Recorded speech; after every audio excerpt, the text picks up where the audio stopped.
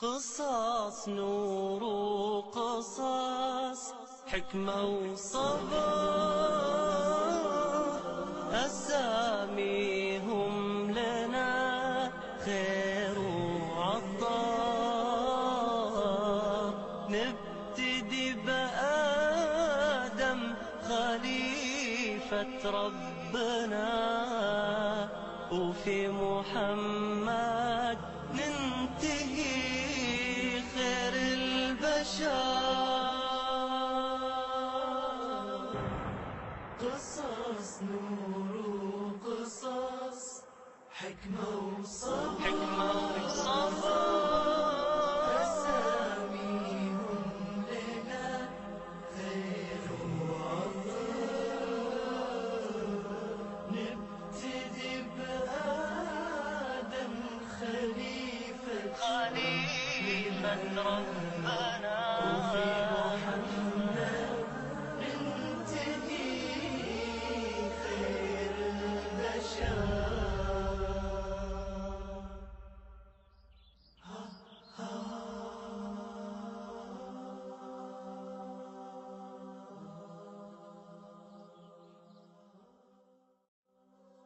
Au nom de Dieu, le miséricordieux, le tout miséricordieux.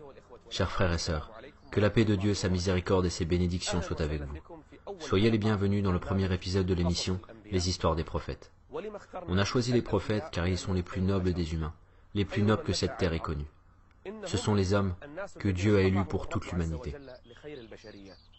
Les nations se seraient égarées s'il n'y avait pas ces messagers et s'il n'y avait pas ces avertisseurs. Pourquoi on s'intéresse à leurs histoires? Car ce sont les meilleures des histoires.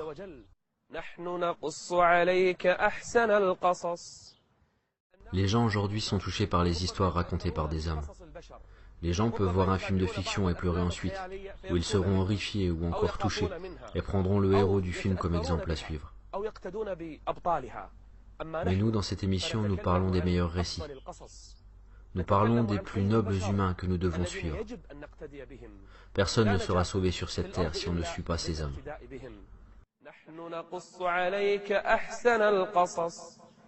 أحسن القصص بما أوحينا إليك هذا القرآن وإن كنت من قبله لمن الغافلين.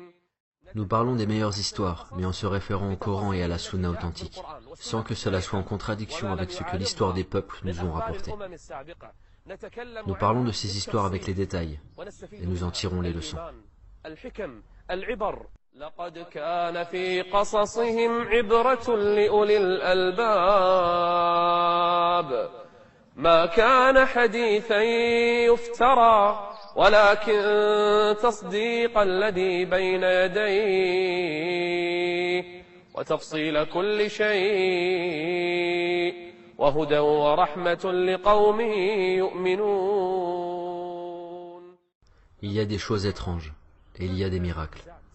Celui qui lit leurs histoires s'accroche à la religion et ne sera jamais touché en mal par un ennemi de la foi. En lisant ces histoires, une personne ignorera tous ceux qui l'insultent ou conspirent contre lui. Ce sont les histoires des prophètes. Dans leurs récits, il y a certes une leçon pour les gens doués d'intelligence. Nous allons entendre des histoires et récits pleins d'examens de foi. Des récits où un prophète invoquera Dieu, et Dieu le Très-Haut lui réalisera son invocation. Nous allons voir comment les nations combattaient les prophètes et combattaient les messagers. Comment Dieu le Très-Haut a envoyé énormément de messagers.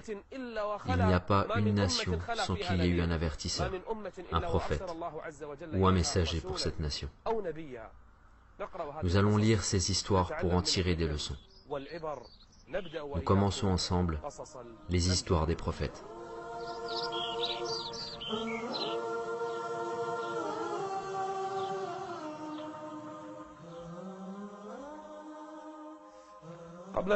Avant de commencer par les histoires des prophètes, il faut que l'on parle de la création et du commencement. Il y avait Dieu le Très-Haut, et il n'y avait rien avec lui. Il est le premier, dont l'existence n'a pas de commencement. La première chose que le Seigneur le Très-Haut créa est le trône. Et après un temps, il créa le qalam, traduit par la plume, donc de quoi écrire. Dieu le Très-Haut a dit au Qalam, écris. Le Qalam a dit, que dois-je écrire au Seigneur? Dieu le Très-Haut lui a dit, écris ce qu'il y a et ce qu'il y aura jusqu'à l'heure suprême. Écris toutes choses. Nous avons créé toutes choses avec mesure, chapitre 54, verset 49 du Coran. Toute chose fut écrite 50 000 années avant la création de la terre et des cieux. Donc après 50 000 années, Dieu le Très-Haut a permis de créer les 7 cieux et les terres, les montagnes, les fleuves. Dieu a créé les cieux et la terre en 6 jours. Après avoir créé les cieux, la terre, les montagnes, les mers, le soleil, la lune, les étoiles et les planètes, après avoir créé tout cela, Dieu le Très-Haut a créé des créatures sur terre qu'il appela djinns. Les djinns étaient des peuples pervers et maléfiques sur terre. Ils faisaient couler le sang sur terre, et ils étaient des destructeurs, au point que les anges venaient pour les punir et les chasser, les emprisonner dans des îles. Après les djinns, Dieu a permis de créer une nouvelle créature. وإذ قال ربك للملائكة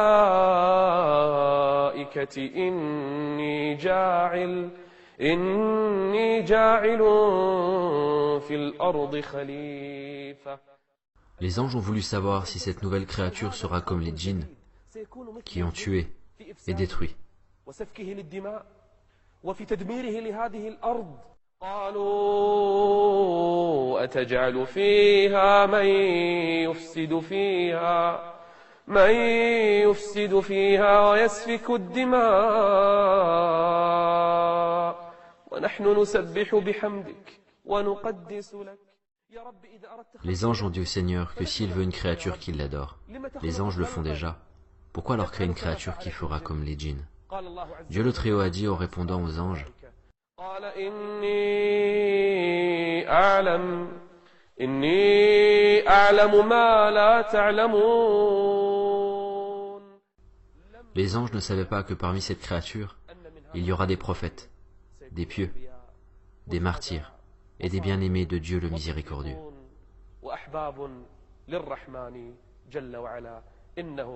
C'est une nouvelle créature. قصص نور قصص قصص نور قصص حكمة وصبر. Quand Dieu le Très-Haut a voulu créer Adam, alayhi salam, il a ordonné à un ange d'aller sur terre et prendre une quantité de tout type de terre. On a rassemblé ces quantités de terre et il y avait de la terre blanche, noire, rouge et jaune. Et c'est grâce à ces différentes terres que les fils d'Adam ont des différentes couleurs et différents caractères. C'est pour cela qu'il y a des hommes blancs, noirs, rouges, jaunes, et l'homme de caractère facile, les bons et les maléfiques.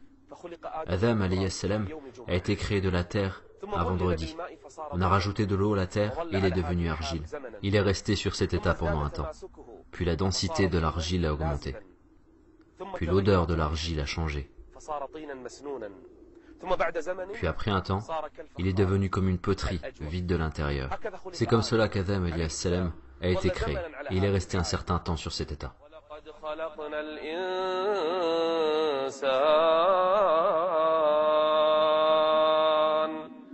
ولقد خلقنا الإنسان من سلالة من طين.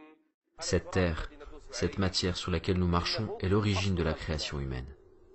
L'homme a été créé de la terre et puis il est devenu argile. وإذ قال ربك للملائكة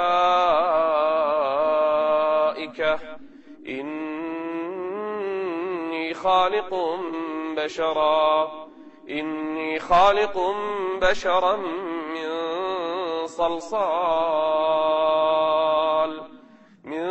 صلصال من حمأ مسنون.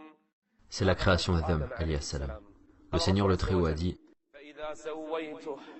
فإذا سويته ونفخت فيه من روحي فقعوا له ساجدين.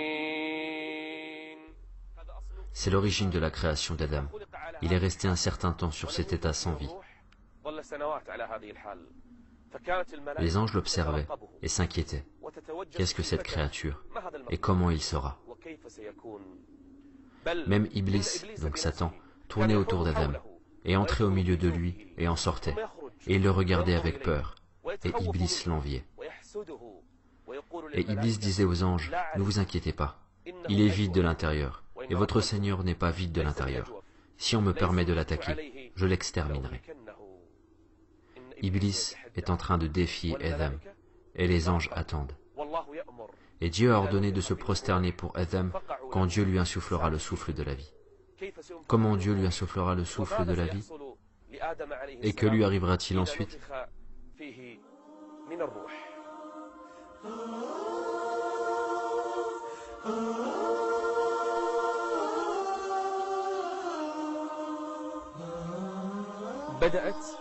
Un moment sacré commence. C'est le début de l'humanité. Le moment d'insuffler le souffle de vie à Adam alayhi salam commence. Tous ceux qui sont dans le haut ciel attendent. C'est un grand moment et une situation sacrée. Le souffle de vie, donc l'âme, a commencé à traverser la tête d'Adam. Adam a commencé à voir et regarder autour de lui. Il regarde quoi? Il regarde le paradis, ses fruits, ses arbres et ses fleuves. Le souffle de vie arriva au nez d'Adam et il éternua. Alors les anges ont dit à Adam, dis louange à Allah. Et Adam a dit, louange à Allah. Le Seigneur lui dit alors, ton Seigneur te fait miséricorde. Le souffle de vie est descendu dans le ventre d'Adam. Et là, il a désiré les fruits du paradis. Et il a essayé de se lever sans que l'âme ait atteint ses jambes. Adam est pressé de prendre et de goûter les fruits du paradis.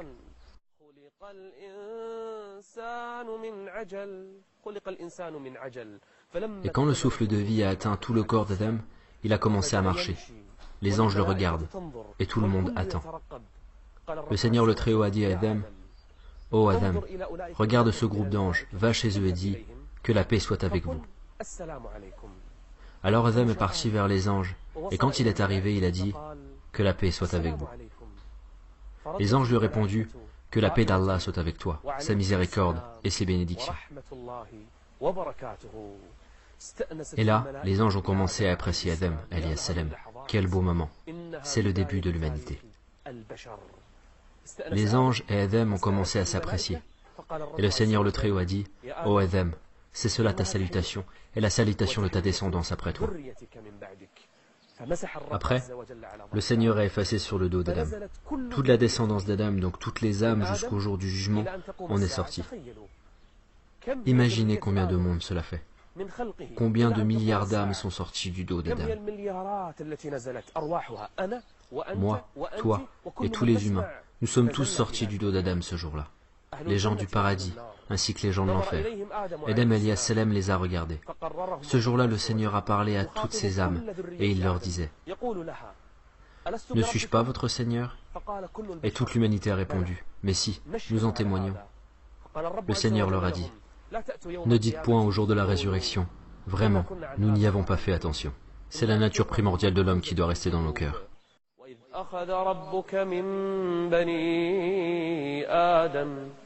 من بني آدم من ظهورهم ذريتهم وأشهدهم على أنفسهم ألست بربكم قالوا بلى شهدنا أن تقولوا يوم القيامة إنا كنا عن هذا غافلين. C'est la nature primordiale de l'homme que nous ne pourrons nier le jour de la résurrection. Quand la création d'Adam est finie, l'ordre de Dieu devait être exécuté. Et quel ordre? Et dès que je lui aurai insufflé mon souffle de vie, jetez-vous alors prosterné devant lui. Et là, tous les anges, tous ceux du haut ciel, et à leur tête, l'ange Djibril, donc Gabriel, tous se sont prosternés pour Adam, par respect pour lui, en l'honorant, en répondant à l'ordre de Dieu le Très-Haut. سجد الملائكة كلهم أجمعون. Imaginez cette scène. تخيلوا هذا المشهد. سجد الملائكة كلهم أجمعون. sauf une seule créature, une créature étrange et indigne. Il ne faisait pas partie des anges. C'est Iblis. Dieu lui permet d'être entre les anges, et il est resté debout en regardant les anges autour de lui, tous prosternés, à part lui.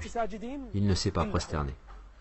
Iblis est resté debout à cause de son orgueil, de sa haine, et parce qu'il enviait Adam. Le Seigneur le Très-Haut lui a demandé,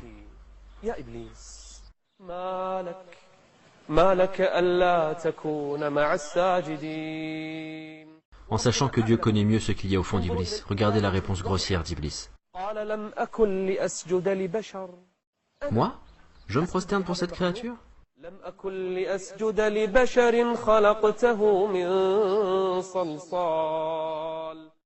Moi qui étais créé de feu, je me prosterne pour quelqu'un créé d'argile? C'est cela l'orgueil. Regardez comment l'orgueil rend une personne. C'est la première désobéissance envers Dieu que le ciel ait connue. Désobéissance d'Iblis qui a été parmi les personnages rapprochés en haut ciel. Le Seigneur le Très-Haut a répondu à Iblis,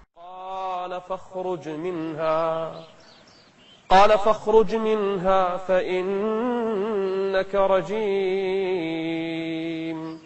وإن عليك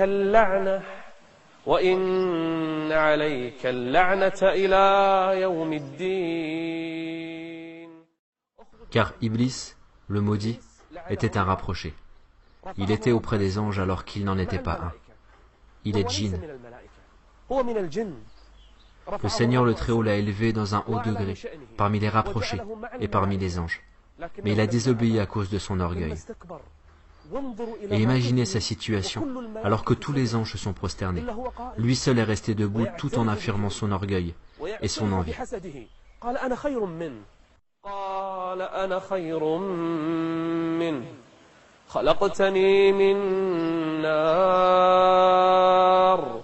خلقتني من نار وخلقته من طين. Et là, notre Seigneur le Très-Haut le sort du haut ciel. Il l'exclut de ce degré élevé qu'il avait bénéficié pendant longtemps.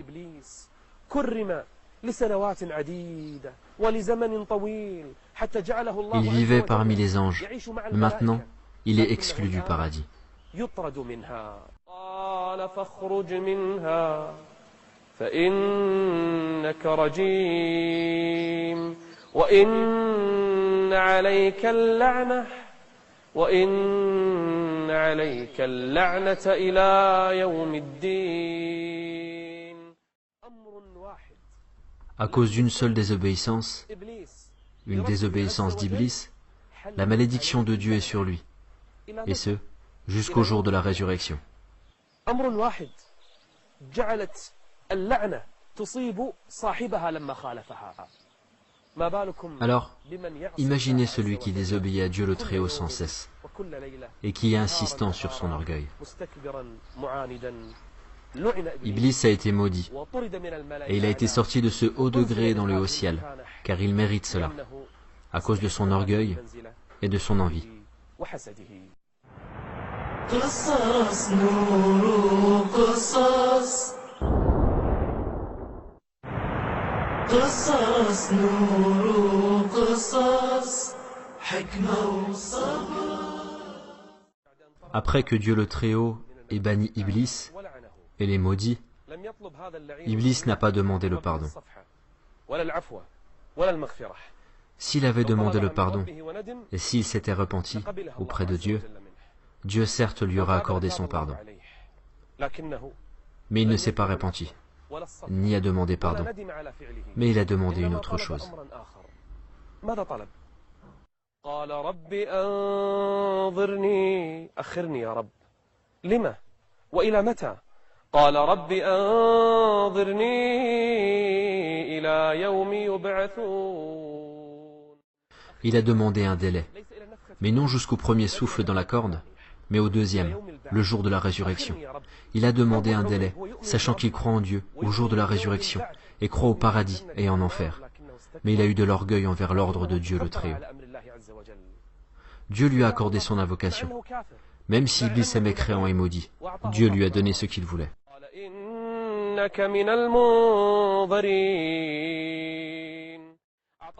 Dieu lui a accordé un délai, et il a retardé sa mort.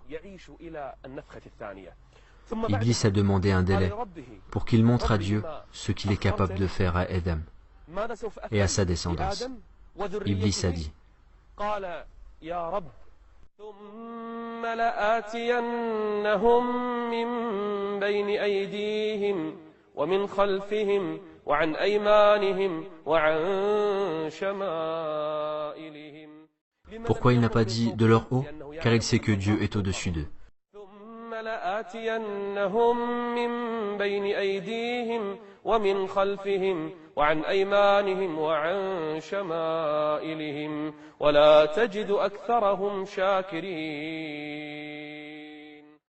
Dieu le Très-Haut a dit à Iblis, sors de là, banni et rejeté.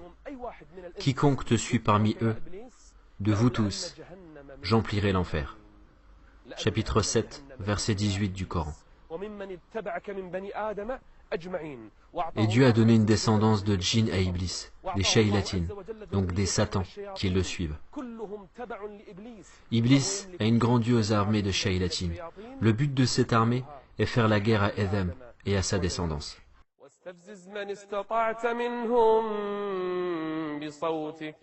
وأجلب عليهم بخيلك ورجلك وشاركهم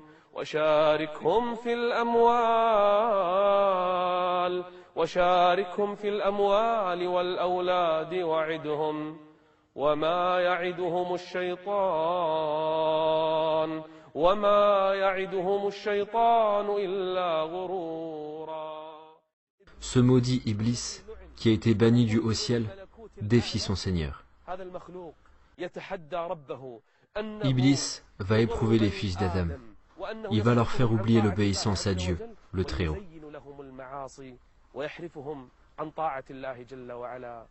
Iblis a dit à Dieu, par ta puissance et ta majesté, je les séduirai assurément tous. Dieu le Très-Haut a répondu à Iblis, par ma puissance et ma majesté, je leur pardonnerai tant qu'ils demandent le pardon.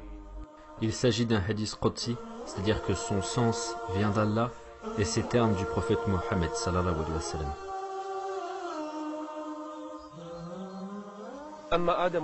Et en ce qui concerne Adam, alayhi salam, Dieu le Très-Haut l'a fait entrer au paradis. Il mangeait les fruits du paradis, et buvait de ses fleuves, et se réfugiait sous les ombres du paradis.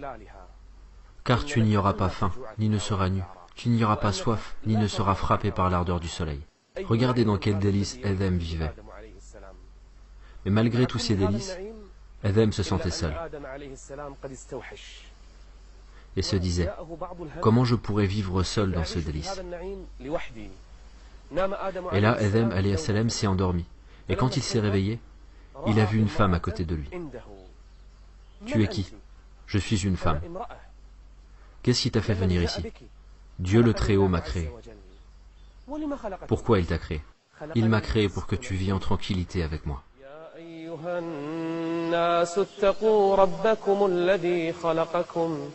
خلقكم من نفس واحدة آدم وخلق منها زوجها. Les anges ont demandé à Adam alayhi salam quel est son nom. Les anges ont voulu tester Adam s'il connaissait tous les noms. Oh Adam, quel est son nom? Adam alayhi salam a dit c'est Hawa, donc Ève. Les anges ont demandé pourquoi le nom Hawa. Adam a dit car elle a été créée d'une chose vivante.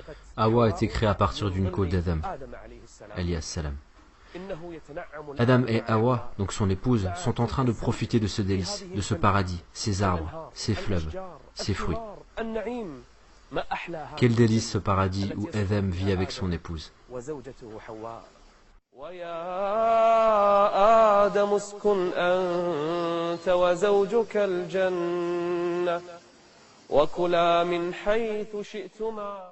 Tout est délice pour vous ici dans ce paradis. Ces fleuves, ces fruits, ces biens, ces ombres. Tout est licite pour vous, à part une seule chose. Quelle est cette chose? Vous voyez cet arbre? Ne l'approchez pas. Dieu